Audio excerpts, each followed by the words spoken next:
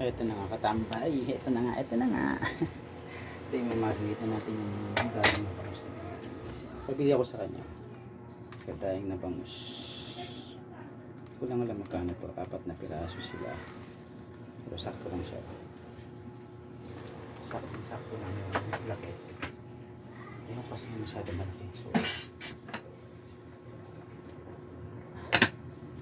sakto lang siya. Sa laki niya.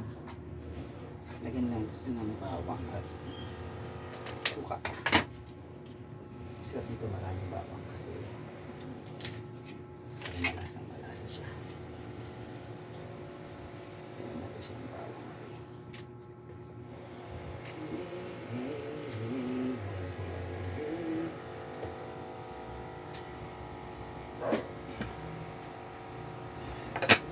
Actually, nagsasayang din ako. Kaya ito tambay. I-chop lang natin maliit. Just chop the garlic. Para mas malasa siya. Okay.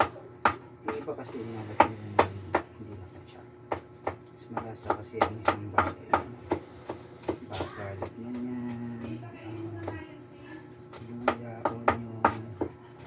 Kaya dito hindi. Gagamit lang tayo ng suka, paminta, tsaka bawang. Suka, paminta, tsaka bawang. Ayun na nga, yun. Ayun nakatambay. Lagay ko na yung bawang. Ayan na, dami dito.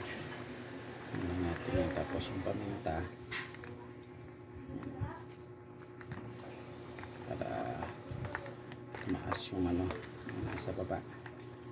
Ayan. So yun, tapos lalagyan na lang natin ito ng suka. Ito yung suka natin. Saka ito lalagyan natin sa suka. Masarap yun.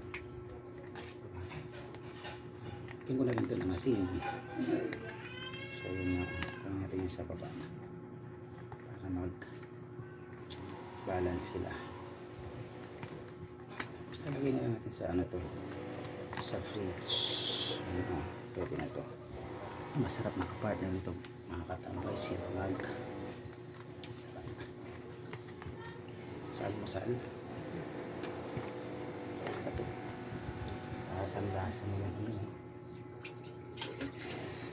sarap nito katambay. Sinangag. Partner mo ng kape. Black. Para ako. Yun. So, lagyan natin siya. Tapos, ilalagay natin sa sarap. Okay?